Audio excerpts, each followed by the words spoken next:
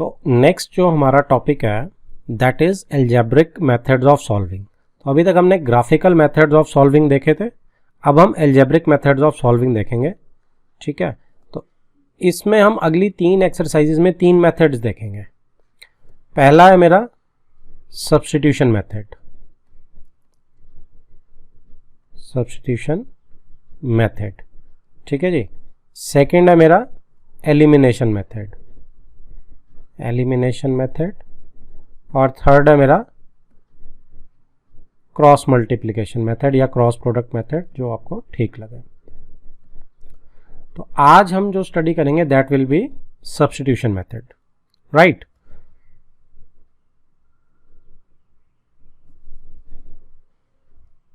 तो substitution method बहुत ही simple method है, इसमें कुछ ज़्यादा है नहीं। इसमें आपको आता 9th में आपने एक तो उसमें करा था।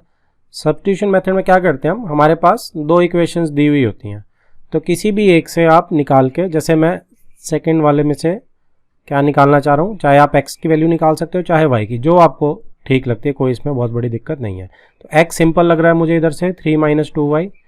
और अब इसको क्या करेंगे, ये 1 है, ये 2 है और ये 3 है। तो ये मेरी थर्ड इक्वेशन हो ले लेते हैं इसे हम।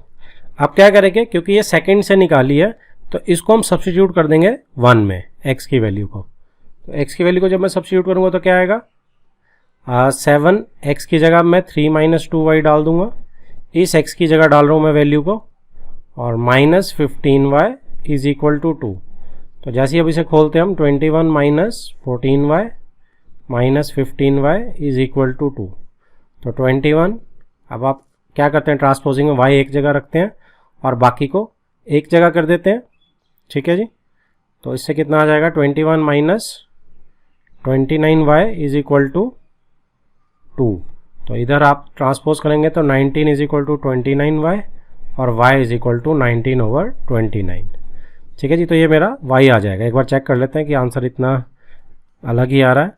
मैंने x + 2y is equal to 3 लिया, x की वैल्यू इधर से 3 - 2y, ये ठीक है बिल्कुल, और 3 को मैंने 1 में सब्स्टिट्यूट कर दिया 7x - 15y में, और x की जगह मैंने 3 - 2y डाल दिया, बिल्कुल ठीक है, -15y बाकी का बचा हुआ इज इक्वल टू 2। ठीक है जी। तो फिर मैंने ब्रैकेट्स खोल दी, 21 - 14y -15, ठीक है बिल्कुल। तो 21 - 29y is equal to 2, 29 right भेज दिया, और 21 - 2 19, ये भी बिल्कुल ठीक है जी। तो y 19/29, तो ये मेरा y आ गया। अब इस y को आप वैसे तो आप किसी में भी डाल सकते हो, दोनों इक्वेशन में डालोगे एक ही आंसर आएगा, बट सबसे आसान क्या है, थर्ड में डालना। ठीक है जी। तो थर्ड में मैं क्या करूँगा, अब इसको फ्रॉम 3, तो इसमें हम क्या करेंगे, फ्रॉम y क्या आ गया यहाँ पे, अब x is equal to 3 - 2y में डाल दूंगा, इसमें डाल रहा हूँ मैं, सब्स्टिट्यूट कर रहा हूँ, 2 × 19/29। ठीक है जी। तो यहाँ पे एलसीएम ले सकते हैं, 29 × 3 कितना हो गया, 3 × 9 27, 2 3 2 6 2 87 -19 × 38/29, और ये मेरा x यहाँ पे आ जाएगा। 17 में से 8 9 और 6 में से 3 39/29। तो हम चेक करते हैं हमारे आंसर्स इतने जो वेग आ रहे हैं। आप लोग जो स्नैपशॉट खींचना चाहते हैं स्नैपशॉट खींच सकते हैं, आंसर हम बाद में चेक करेंगे क्योंकि डिलीट हो जाएगा फिर ये सारा। इसमें किया कुछ नहीं हमने, यहाँ पे एक लाइन ज़रूर लिख देना आप इस मेथड के लिए। जैसे ही हमने ये थर्ड वैल्यू निकाली है तो हम लिखेंगे सब्स्टिट्यूट 3 in 1। मैं थर्ड इक्वेशन को फर्स्ट इक्वेशन में सब्स्टिट्यूट कर रहा हूँ, क्योंकि मैंने 2 से निकाली है 3, इसलिए वापस 2 में नहीं डालूंगा मैं। ओके। और यहाँ पे भी आप लिख सकते हो y को किस में सब्स्टिट्यूट कर रहे हैं, 3 में। तो फ्रॉम 3 हमारी ये y आ गई और इधर से मेरा x आ गया। तो ये मेरी सॉल्व होगी, इसको बोलते हैं हम सब्स्टिट्यूशन मेथड। और सूर्य ने गलती क्या पकड़वाई है कि ये मेरा 7 - 3 49 होगा। ठीक है, तो 49/29 आएगा। ये एरर आप करेक्ट कर लीजिए प्लीज़। ठीक है जी।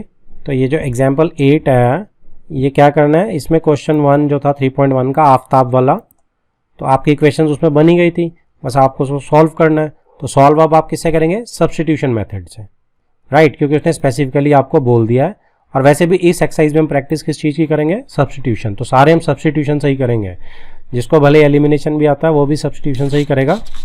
ओके, हाँ जी सर आपकी आवाज कट रही है सर बीच बीच में। बेटा वो इंटरनेट कनेक्शन आपका वीक है, इस करके कट रही होगी, क्योंकि यहाँ पे तो मेरे पास तो एरर आ जाता है वो, तो फिर सबको ही नहीं आएगी।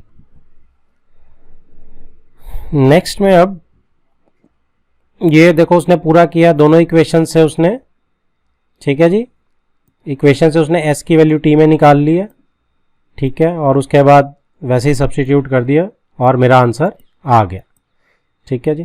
तो उसने s और t लेके करा वेरिएबल, आपने जो लिए थे आप उसी को लेके करना, इसको कॉपी करने की कोई ज़रूरत नहीं है, अपने आप करना। नेक्स्ट देखो अब ये क्या बोल रहा है,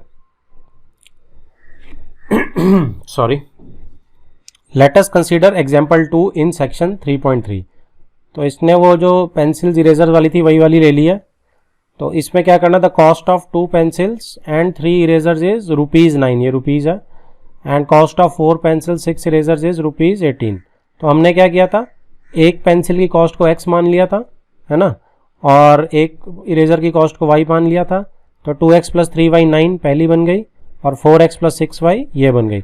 अब हमें सिंपली इसमें से निकालना है, तो किसी एक से भी हम निकाल सकते हैं, ठीक है। इसी को अगर मैं ऑब्जर्व करूं तो इसने किससे किया है, इसने इस वाली इक्वेशन से, फर्स्ट वाली से x की वैल्यू निकाल ली, राइट। अभी आपको थोड़ी सी टीडियस लग रही है, तो इसको आपको कैलकुलेट करना आना चाहिए, राइट। क्लियर है बात आपको। अब 2x = 9 - 3y हो गया, और x = 9 - 3y/2 हो गया। अब ये वैल्यू आप इसमें सब्स्टिट्यूट करेंगे, तो यहाँ पे भी आपको बिल्कुल आराम से करनी आनी चाहिए कैलकुलेशंस। तो 4 के बाद x डालेंगे आप, 9 - 3y/2 + 6y, कोई जल्दी नहीं करेगा, सब आराम आराम से करेंगे, एरर नहीं होना चाहिए बिल्कुल भी, ठीक है। अब 2 एलसीएम भी लेंगे और 4 अंदर भी जाएगा, तो हम क्या कर सकते हैं, और आप चाहें तो एक 2 से आप डिवाइड भी कर सकते हैं। देखो 2 से मैं थ्रू आउट अगर डिवाइड कर दूँ तो क्या आएगा, ये 2 कैंसिल आउट हो रहा है, ये 3, ये 9, तो थोड़ा कम भी होगा, लेकिन आप अगर कंफर्टेबल नहीं है तो आप प्रॉपर पूरा कीजिए। तो अब ये 2 से 2 चला गया, ठीक है। तो अब क्या आ गया इसमें, 9 - 3y + 3y = 9। तो 3y, अच्छा इसमें देखो ये -3y + 3y मेरा 0 हो गया, तो 9 = 9 आ गया। अब इसमें से क्या बनी बात, 9 = 9 तो हमेशा ही रहेगा, which is always true, right. 9 is always equal to 9। तो इसका क्या मतलब है, this equation does not depend upon x and y, x और y की आप जो मर्जी वैल्यू ले लीजिए, 9 तो हमेशा 9 ही आ रहा, क्योंकि x y इस इक्वेशन में ही नहीं बच रहे। तो इसका क्या मतलब हुआ, इसका मतलब हुआ जी इनफाइनाइट सॉल्यूशंस, है ना, क्योंकि किसी भी x y वैल्यू के लिए मेरा कुछ भी आ रहा है। अब हमें पता है, हम यहाँ a1/a2 करके बड़े आराम से देख सकते हैं कि इनफाइनाइट है कि नहीं है। तो इनफाइनाइट क्या होगा, 2/4, 3/6, -9/- 18। तो ये सारे, ये भी 1/2 आ रहा है, ये भी 1/2 आ रहा है, और ये भी 1/2, तीनों इक्वल आते हैं तो कोइंसिडेंट लाइंस होती हैं। कोइंसिडेंट लाइंस मतलब इनफाइनाइट सॉल्यूशंस। तो ये भी चीज़ देखो मेरी यहाँ से भी मैच कर रही है। तो मुझे क्वेश्चन शुरू करने से पहले ही पता था आंसर मेरा क्या आएगा, ठीक है जी। किसी ने डिस्कशन करनी है कर सकता है, जिसने स्नैपशॉट लेना वो ले सकता है। एग्जाम्पल 10 में देखो बोल रहा है, फिर से एग्जाम्पल 3 सेक्शन 3.2 का लिया है, ठीक है जी। रेल्स की उसमें दी हुई थी, मुझे याद है, रेल्स के सीधी इक्वेशंस ही दी थी उसने, और यहाँ भी उसने वही इक्वेशंस ले ली हैं, ठीक है। तो इसको भी उसने सॉल्व करने को बोला, तो इसको भी सॉल्व करके देखते हैं। तो इसमें आप देखो कि सॉल्व कर रहे हैं हम, यहाँ पे उसने क्या किया, फर्स्ट इक्वेशन से x निकाल लिया, तो x मेरा 4 - 2y आ गया। अब वो इसको सब्स्टिट्यूट करेगा सेकेंड इक्वेशन में, तो सब्स्टिट्यूट कर दी उसने। अब इसको सब्स्टिट्यूट करता है तो आप देखो वो कहाँ तक पहुँच रहा है, -4 = 0। तो जैसे पिछले क्वेश्चन में 9 = 9 आया था, इसमें -4 = 0 आया, जो which is not possible, okay, which is not possible. -4 कभी 0 के इक्वल नहीं हो सकता। तो इससे क्या निकल के आया, इसका मतलब नो सोल्यूशन, क्योंकि किसी भी x y वैल्यू के लिए ये है ही नहीं ट्रू, इसका मतलब इसका कोई सोल्यूशन नहीं है। तो देयर इज नो सोल्यूशंस। तो देखो वो कह रहा है which is false statement, therefore the equations do not have a common solution, so the two rails will not cross each other. No solution है मतलब वो कभी इंटरसेक्ट ही नहीं करेंगी। और ये अगर आप a1/a2 से करें वेरीफाई तो भी आ जाएगा हमारा 1/2, 2/4 -4/-12। तो ये देखो ये भी 1/2 आ रहा है, तो पहली दो तो इक्वल होगी, लेकिन ये 1/3 आ रहा है।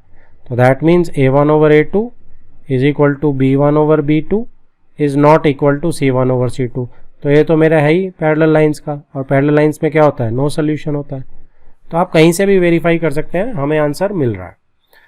तो अगर मैं इसको अभी रीकैप करूं तो रीकैप में मेरा क्या निकल के आया, किसी ने पूछना है तो मेरे से अभी पूछ सकता है जी।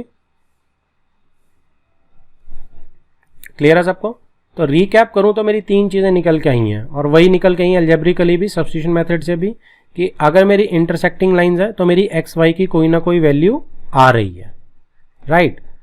अगर मेरा पैरेलल लाइंस है तो मेरा क्या आ रहा है, मेरा नो सोल्यूशन आ रहा है, जैसे इस केस में आया -4 = 0। तो ये तो कभी हो नहीं सकता, तो इसका मतलब नो सोल्यूशन है। यहाँ पे यूनिक सोल्यूशन है, एक ही सोल्यूशन आ रहा है मेरा, ठीक है जी। और तीसरी केस में 9 = 9 आया था जैसे पिछली एग्जाम्पल में, तो इसका मतलब है इनफाइनाइट सोल्यूशन है, क्योंकि ये हर एक्स एंड वाई वैल्यू के लिए ट्रू है। तो ये मेरा एल्जेब्रिक में ऐसे निकल के आएगा, हमें यह हमेशा ध्यान रखना होगा। सिंपल सी बात है, कोई ज़्यादा इसमें समझने वाली बात है नहीं। तो किसी को डिस्कशन चाहिए तो बोल सकता है जी। अब इससे आगे चलते हैं, दैट इज एक्सरसाइज 3.3। तो इसमें हम देखो कौन कौन से क्वेश्चन में आपका इसमें होमवर्क ज़्यादा रहेगा मेरे हिसाब से, क्योंकि आपको आ गया। तो first is too easy, that is your homework, ठीक है जी, ये आपका होमवर्क रहेगा। सेकंड, इसमें कुछ नहीं करना आपको, इसका हिंट मैं दे देता हूँ, उसके बाद आसान है। तो इसमें आप क्या करेंगे, s - t = 3, तो सिंपल है। इसमें आप एलसीएम ले लेंगे अगर, तो 6 एलसीएम लेके बड़े आराम से हो जाएगा। तो 2s + 3t = अब ये जो नीचे 6 है इधर जाके मल्टीप्लाई हो जाएगा और 36 हो जाएगा। तो इधर से वैल्यू इसमें बड़े आराम से हम सब्स्टिट्यूट कर सकते हैं। तो सेकंड का हिंट इतना काफ़ी रहेगा आपको। थर्ड आप आराम से करेंगे, कोई सिंपल सी चीज़ है, कुछ नहीं है इसके अंदर, राइट। फोर्थ में डेसिमल वाला है, तो इसमें क्या करेंगे आप, डेसिमल्स में मैं आपको सजेस्ट करूंगा कि आप पंगा नहीं लेंगे, ओके। तो इसमें सब्स्टिट्यूशन आप कैसे कर सकते हैं, इसको आप सिंपली 10 से थ्रू आउट मल्टीप्लाई कर दो, दोनों को ही, ठीक है। और अगर किसी को नहीं समझ आ रहा कि क्यों कर रहे हैं, तो आप देखो, आप इसको ऐसे भी लिख सकते हो ना, इसको 2/10 ले सकता हूँ मैं, 0.2 को x प्लस 0.3 को 3/10y ले सकता हूँ, और 13/10। तो अब देखो इसमें नीचे वाले को भी ऐसे ही ले सकता हूँ मैं। तो इसमें अब 10 जो है अगर एलसीएम दोनों साइड से लूँगा तो भी कैंसिल आउट हो जाएगा, ठीक है, क्योंकि सारे में ये थ्रू आउट आपने 10 से इसलिए मल्टीप्लाई कर दिया। तो क्या बन गई ये इक्वेशन मेरी, 2x + 3y = 13 बन गई। और नीचे वाली भी सिमिलरली ऐसे ही क्या बन जाएगी, 4x + 5y = 23। अब ये मेरी 1 है, ये मेरी 2 है, अब सिंपल होगी। अब आपको बस इसको सॉल्व करना है। तो इसका हिंट ये वाला आप कर सकते हैं, ठीक है। तो जिसने स्नैपशॉट लेना ले लो, क्योंकि इसको मैं डिलीट करूँगा। फिफ्थ पार्ट मैं आपको करके दिखाऊंगा, तो थोड़ा सा टफ होगा, तो देखते हैं कि कैसे बनता है। तो अब इसमें फिफ्थ पार्ट में देखो, इसमें क्या करना है, अब इसमें भी करना तो वही है, सब्स्टिट्यूट किसी एक से निकाल के किसी दूसरे में डालना है। तो हम क्या करते हैं, यहाँ से निकाल लेते हैं, ठीक है। इसको मैं 1 नाम दे रहा हूँ, इसको मैं 2 दे रहा हूँ, और 1 से मैं निकाल रहा हूँ। तो क्या मेरा निकल के आ रहा है इसमें, √2x को अगर मैं इसी साइड रख लेता हूँ तो ये 0 - √3y हो जाएगा। तो x मेरा क्या हो जाएगा, -√3/√2y, ठीक है। और इसको अगर हम -√3/2 भी लिख सकते हैं, जैसे ज़रूरत पड़ेगी वैसा यूज़ कर लेंगे, ओके। अब ये 3 मान लेते हैं हम इसको। तो 3 मानने से क्या हुआ, अब सब्स्टिट्यूट 3 इन 2।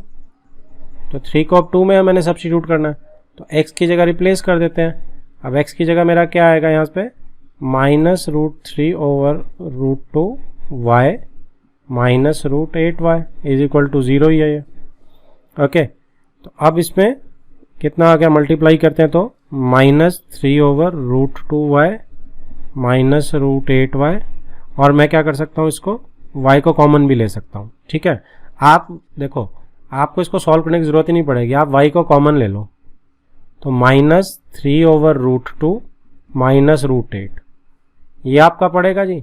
अगर आप अच्छे मार्क्स प्रॉपर लेना चाहते हैं तो आप इसको थोड़ा सा सॉल्व भी कर दो, तो ये कितना हो जाएगा, ये 4 आ जाएगा ओवर √2 एलसीएम 8 इंटू √2 16 हो जाएगा, 16 का सीधा √4 आ जाएगा।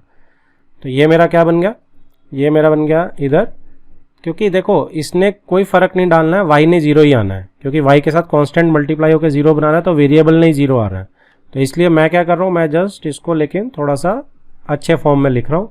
तो ये -7/√2 इज इक्वल टू 0। अब ये इसका मल्टीप्लाई को 0 बना रहा है, दैट मीन्स y 0 है, तो y 0 आ गया। अब आप क्या करोगे, अब आप इसको 3 में डाल दोगे, तो वहाँ से x क्या आ जाएगा, y मल्टीप्लाई होके किसी के साथ भी -√3/√2, यहाँ पे भी 0 मल्टीप्लाई होके 0 ही आ जाएगा। ठीक है जी, तो ये मेरा x इज इक्वल टू 0 और y इज इक्वल टू 0 आ गया। तो अब मेरा 5th हमने कर लिया, आंसर हमने चेक कर लिया इसका, ठीक है बिल्कुल हमारे पास। अब हम करेंगे इसका कौन सा 6th। अब ये आपका होमवर्क है 6th पार्ट, सिंपल एलसीएम लेके करना है, कुछ भी नहीं करना है इसमें। तो ये आपका होमवर्क है, आप लोग आंसर टिक करके फ़ोटो भेजेंगे मुझे आपके आंसर्स पीछे टैली करके। जिसका आंसर नहीं आएगा, डाउट होगा, वो मेरे से नेक्स्ट लेक्चर में डिस्कस कर सकता है। ओके, नेक्स्ट जो है क्वेश्चन 2 हमारा बोल रहा है solve 2x + 3y is equal to 11। आपने इसको सॉल्व करना है और इसको सॉल्व करना है, एंड दिस एंड हेंस। अब हेंस का मतलब क्या है कि पीछे से जो सोल्यूशन आएगा उसको यूज करेंगे। Find the value of m for which y is equal to mx + 3। इस टाइप के क्वेश्चन आ जाते हैं। ठीक है जी, तो उसने पहले क्या बोला कि 2 इक्वेशन दिए, इनको सॉल्व करके xy निकालो, और जो मेरे xy आ जाएंगे उनको यूज करते हुए find the value of m for विच, इसमें आप डालेंगे वो xy m आ जाएगा। तो क्वेश्चन सिंपल सा है, क्या बोल रहा है वो कि 2x + 3y is equal to 11 मेरी पहली इक्वेशन है। तो यहाँ से हम निकाल लेते हैं 11 - 3y x is equal to 11 - 3y over 2। ठीक है जी, इसको मैं 3 नंबर की इक्वेशन बोल देता हूँ। अब सेकेंड नंबर की इक्वेशन में इसको डालना है बस। तो सेकेंड नंबर की इक्वेशन क्या है, 2x - 4y is equal to -24। तो x की जगह बस डाल देते हैं 11 - 3y over 2 -4y is equal to -24। अब इसमें भी देखो 2 से 2 कैंसिल आउट हो गया, तो 11 - 3y ब्रैकेट खुल गई, -4y इज इक्वल टू -24। अब ये क्या बन गया, ये -7y बन गया। तो -7/11 को अगर मैं उधर भेज दूंगा तो -35 बन जाएगा। -24 - 11 इज -35। तो y कितना आ गया, y मेरा 5 आ गया। तो y मेरा 5 आ गया। अब मैं y को 3 में कर दूंगा, तो x वहाँ से क्या निकल के आएगा, 11 - 3 5y की जगह डाल देंगे ओवर 2। तो 11 - 15 इज -4, और -4 को 2 से डिवाइड करेंगे तो -2 आ जाएगा। तो ये मेरा x आ गया और मेरा y आ गया। अब उसने आगे क्या बोला था, हेंस। पहले तो उसने सॉल्व करने को बोला। अच्छा, सॉल्व करने का मतलब आपको आज के बाद जहाँ भी आएगा, सॉल्व का मतलब ही यही होता है कि आपको x और y की वैल्यू निकालनी है। ठीक है जी, कहीं कुछ नहीं लिखा अगर, तो सॉल्व का मतलब ही है कि जो भी वेरिएबल है उसकी वैल्यू निकालनी है आपको। आगे वो बोलता है hence find the value of m। अब मुझे m की वैल्यू निकालनी है, किसके लिए, y is equal to mx + 3 के लिए। तो मैं क्या करूंगा कि y is equal to mx + 3 लूंगा और इसमें मैं वैल्यूज पुट कर दूंगा। ठीक है जी, तो y की मेरी 5 है वैल्यू और x की मेरी -2 है वैल्यू, +3 हो जाएगा। तो 5 - 3 इधर 2 आ जाएगा और इधर -2 ही रहेगा। अब डिवाइड हो जाएगा m के साथ, तो m इज इक्वल टू -1 आ जाएगा। तो m की वैल्यू क्या आ गई मेरी, -1। ठीक है जी, सबको समझ आ गया, किसी को डिस्कशन चाहिए तो कर सकता है। नेक्स्ट थर्ड क्वेश्चन में देखो क्या बोल रहा है, form the pair of linear equations. तो आपको पेयर बनाना है लीनियर इक्वेशंस का फॉर द फॉलोइंग प्रॉब्लम्स। तो स्टेटमेंट्स नीचे दिए उनसे बनाएंगे हम, and find their solutions by substitution method. तो उसने यहाँ पे डिफाइन ही कर दिया कि आपको सब्स्टिट्यूशन से करना है आपको। ठीक है जी, तो ये फटाफट मेरे ख्याल आप निकाल लेंगे। इसको मैं जस्ट वो बना देता हूँ आपके लिए, द डिफरेंट इक्वेशंस बना देते हैं बस। The difference between two numbers is 26। अब दो नंबर्स के बीच का डिफरेंस 26 है, तो हम क्या करेंगे, हम कहाँ से स्टार्ट करेंगे, let the two numbers be x and y. दो नंबर्स को मैं क्या ले लूँगा, एक्स एंड वाई, राइट।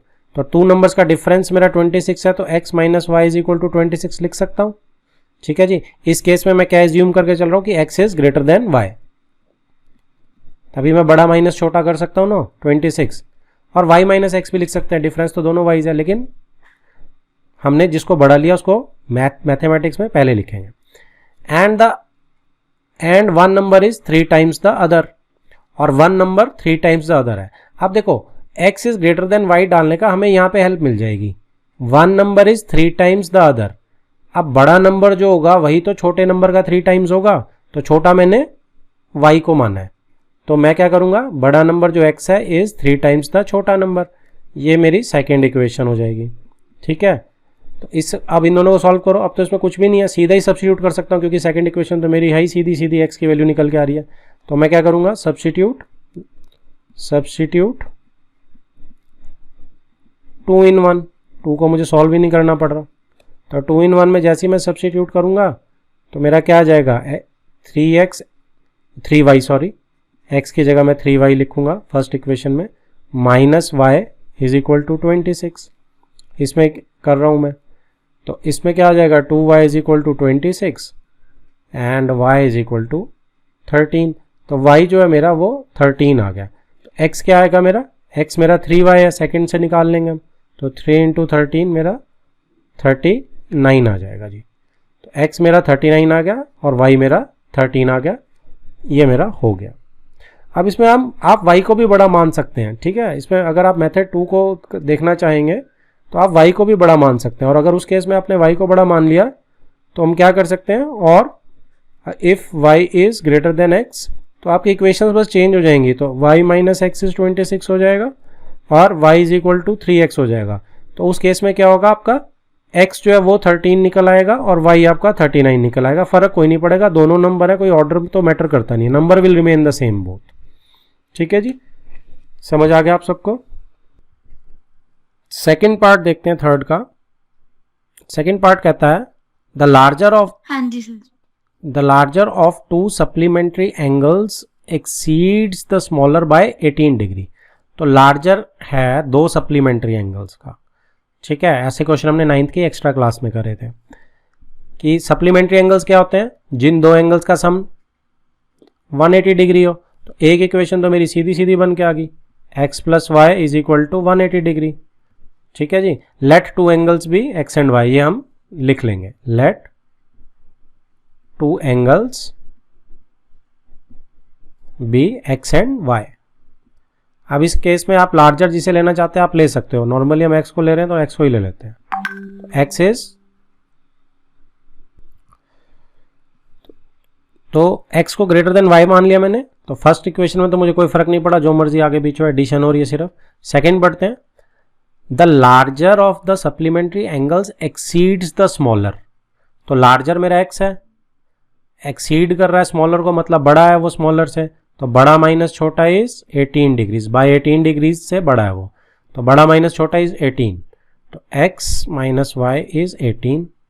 बस खत्म। अब तो आप इसको फटाफट दोनों को सब्स्टिट्यूशन लगाएंगे, सॉल्व करेंगे, आपका आंसर आ जाएगा।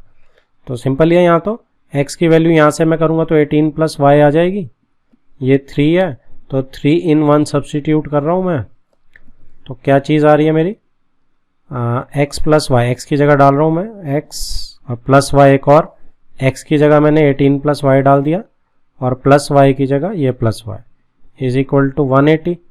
तो 18 plus 2y is equal to 180, 2y is equal to 162 हो जाएगा उधर, और ये कितना हो जाएगा, ये आपका 2 8 16 81 डिग्रीज। तो ये y जो है 81 डिग्रीज आ रहा है। तो ये तो देखो मेरा कुछ चेंज कर दिया मैंने, क्या गड़बड़ करी देखते हैं कि y अगर 81 है, अच्छा नहीं ठीक है, कॉम्प्लीमेंट्री समझ लिया था मैंने, सप्लीमेंट्री है, ठीक चल रहे हैं हम। तो y अगर 81 है तो x कितना होगा, x आप किसी से भी निकाल सकते हैं, फर्स्ट से निकालूंगा अगर मैं, तो x is equal to 180 minus y है, सप्लीमेंट्री है क्योंकि, तो 180 माइनस 81, तो ये कितना आ जाएगा, 100 में से एक और चला गया 99 डिग्रीज। तो x मेरा बड़ा ही आ रहा है, y मेरा छोटा ही आ रहा है। तो ये आप समझ सकते हैं दोनों कैसे आ गए, सिंपल वही किया हमने। किसी को डिस्कशन करनी है तो कर सकता है जी। थर्ड क्वेश्चन क्या बोल रहा है, the coach of cricket team by 7 bats. अब ये आप लोगों को आता है, बहुत आसान है। बैट की कॉस्ट मैं x मान लूंगा, एक बैट की, एक बॉल की y मान लूंगा। तो एक इक्वेशन मेरी 7x plus 6y is equal to 3800 बन जाएगी, है ना। लेटर शी बायज 3 बैट्स, तो 3x हो जाएगी इसकी कॉस्ट, प्लस 5 बॉल्स की 5y हो जाएगी, और टोटल 1750 है। ठीक है, 2 इक्वेशन बन गई। अब सब्स्टिट्यूशन से आप सॉल्व करेंगे तो कॉस्ट ऑफ ईच बैट मांगी है उसने, और बॉल यानी कि x और y बड़े आराम से निकल आएगा। तो ये आपका होमवर्क है, डन। और जिसने स्नैपशॉट खींचना है खींच लो, मैं आगे चल रहा हूँ। देखो फोर्थ पार्ट में क्या बोल रहा है, the taxi charges in the city consist of fixed charge. ये वाला क्वेश्चन थोड़ा इंपॉर्टेंट है, ठीक है जी। इसको आप स्टार लगाइए चाहे सर्कल लगाइए। इसमें देखो क्या है कि एक फिक्स चार्ज है, ये हमने शायद पहले 9th में एक था ऐसा फिक्स चार्ज वाला, एक्स्ट्रा वाली एनसीईआरटी एग्जाम्पलर में था शायद। Together with the charge for the distance covered. तो क्या मतलब हुआ कि एक टैक्सी जो चार्ज कर रहा है उसमें एक तो फिक्स चार्ज है पोर्शन, और एक है जितना डिस्टेंस चलेगा उसके हिसाब से चार्ज है। तो दूसरा चार्ज क्या है, जो डिस्टेंस के हिसाब से लगेगा, हर किलोमीटर के हिसाब से। तो वो कहता है for a distance of 10 kilometre, अगर 10 किलोमीटर का ट्रेवल किया है, द चार्ज पेड इज ₹105। तो ये रुपीज़ है, सी सेंट में आता है, यहाँ पे रुपीज़ है।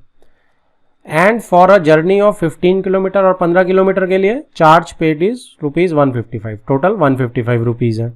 तो what are the fix charges and charges per kilometre.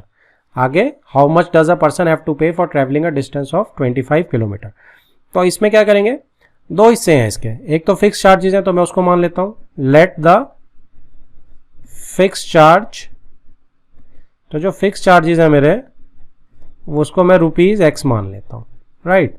और जो चार्जेस मेरे पर किलोमीटर है, let the charges per kilometre. 1 kilometre के चार्ज जो लगेंगे वो ₹y के लगेंगे, ठीक है जी। अब पहले वो 10 किलोमीटर चला है, तो 10 किलोमीटर के उसने 105 रुपीज़ दिए हैं। तो अगर वो 10 किलोमीटर चलेगा, तो एक तो वो पर किलोमीटर के हिसाब से y को मल्टीप्लाई करेंगे 10 के साथ, और फिक्स चार्ज भी देगा। दैट मीन्स पहले तो वो फिक्स चार्ज देगा, और फिर उसके बाद जो वो 10 किलोमीटर चलेगा, हर किलोमीटर की कॉस्ट ₹y है, तो 10 किलोमीटर की कॉस्ट 10y हो जाएगी चार्जेस, और प्लस मैंने उसमें फिक्स पार्ट कर दिया, ठीक है जी। तो ये तो मेरा क्या हो गया, इज इक्वल टू टोटल उसने 105 दिए हैं। कहने का मतलब ये मेरा फिक्स्ड पार्ट हो गया, ठीक है। और ये मेरा क्या हो गया, ये मेरा जो वेरिएबल पार्ट है, जो वो पर किलोमीटर के हिसाब से चार्ज कर रहा है, वो हो गया। तो 10 किलोमीटर के चार्जेस हो गए ये, ठीक है जी। ये चार्जेस पर किलोमीटर वाले हो गए, और ये फिक्स्ड हो गए इधर। तो दोनों को ऐड करके टोटल मेरा 105 आ गया। तो फर्स्ट इक्वेशन ये बन गई। ऐसी सेकंड इक्वेशन क्या बनेगी, फिक्स चार्जेस तो सेम ही रहेंगे। कितने किलोमीटर जा रहा है वो, 15 किलोमीटर जा रहा है, तो 15 किलोमीटर के 15y चार्जेस लगेंगे, और 155 टोटल रुपीज़ लगे उसके। तो ये मेरी सेकंड इक्वेशन आ गई, दोनों इक्वेशन आ गई। अब आप आराम से इसको सॉल्व कर सकते हो, and that is your homework. तो मेन कंसेप्ट जिसको समझ नहीं आया वो मेरे साथ डिस्कस कर सकता है। तो नेक्स्ट पार्ट देखो, मेरा फिफ्थ पार्ट क्या बोल रहा है, अ फ्रैक्शन बिकम्स 9/11। एक फ्रैक्शन मेरी 9/11 बन जाती है। कब बनती है, if 2 is added to both numerator and denominator, ठीक है जी। And if 3 is added to both numerator and denominator, it becomes 5/6। तो अगर तो मैं 2 ऐड करता हूं दोनों न्यूमरेटर और डिनोमिनेटर में, तो 9/11 बन जाती है, और अगर 3 ऐड करता हूं तो 5/6 बन जाती है। तो फाइंड द फ्रैक्शन। तो हम क्या करते हैं, लेट द फ्रैक्शन जो मेरी ओरिजिनल फ्रैक्शन है उसको मैं क्या मान लेता हूं, x/y, ठीक है जी। तो x मेरा क्या हो गया, x इज माई न्यूमरेटर और y इज माई डिनोमिनेटर। अब वो क्या बोलता है, अगर मैं 2 ऐड करता हूं, फर्स्ट केस में बोल रहा है 2 मैं बोथ न्यूमरेटर और डिनोमिनेटर में ऐड करता हूं, तो क्या हो जाएगा, तो मैं दोनों में 2 ऐड करता हूं, 2 मैंने न्यूमरेटर में ऐड कर दिया और 2 ही मैंने डिनोमिनेटर में ऐड कर दिया। द फ्रैक्शन बिकम्स 9/11, यही बोल रहा है ना फर्स्ट केस में वो। तो फ्रैक्शन मेरी 9/11 बन गई। और सेकंड केस में क्या बोल रहा है वो, सेकंड केस में इज सेइंग कि अगर मैं 3 ऐड करता हूँ तो 3 ऐड करता हूँ मैं both denominator, numerator and denominator में, तो फ्रैक्शन बिकम्स 5/6।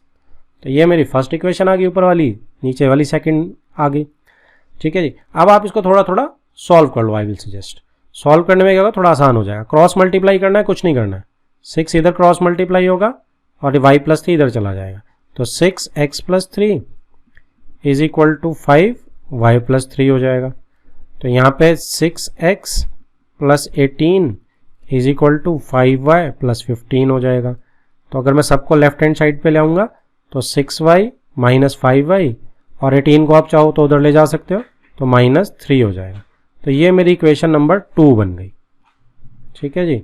ऐसे ही मैं ऊपर इसको भी सॉल्व कर लूँगा। तो क्रॉस मल्टीप्लाई करके क्या आएगा, 11 में मल्टीप्लाई कर रहा हूँ इधर, तो क्या आ जाएगा 11x+22 इज इक्वल टू, इधर मैं 9 के साथ मल्टीप्लाई कर रहा हूँ, 9y+18।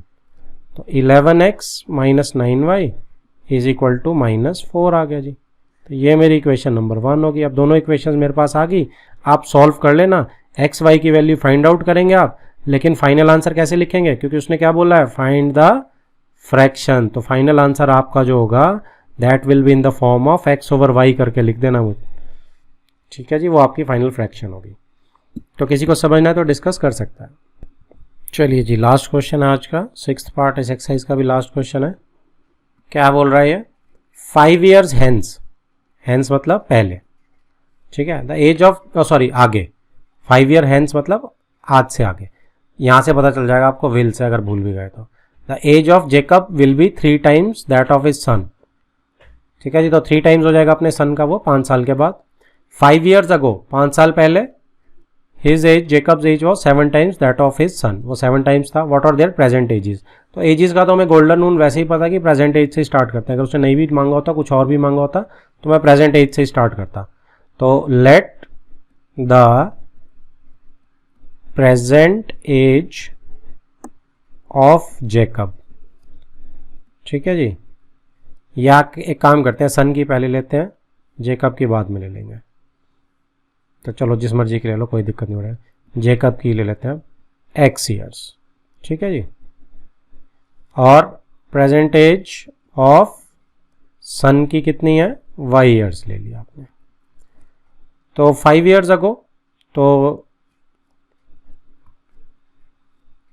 5 years ago या 5 years hence वाला केस पहले लेते हैं।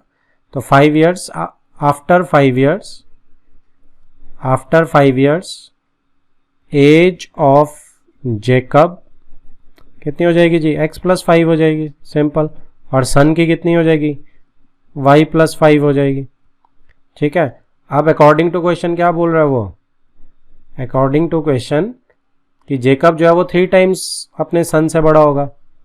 तो जेकब अगर 3 times अपने सन से बड़ा होगा तो जेकब विल बी 3 times अपने सन से बड़ा। ठीक है, क्लियर है। इंग्लिश और मैथ्स देखो बिल्कुल साथ साथ चल रहा है, हिंदी और मैथ्स भी।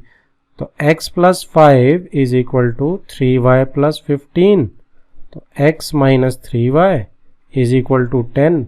ये मेरी जी पहली इक्वेशन आ गई, राइट।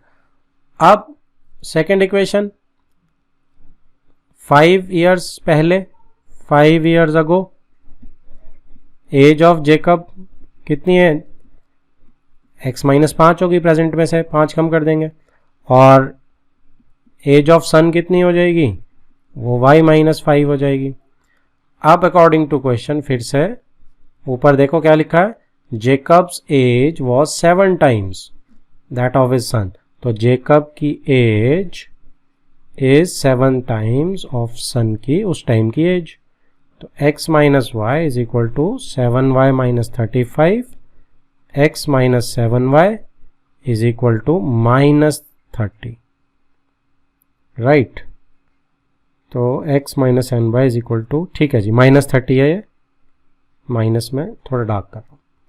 तो ये मेरी सेकेंड इक्वेशन आ गई।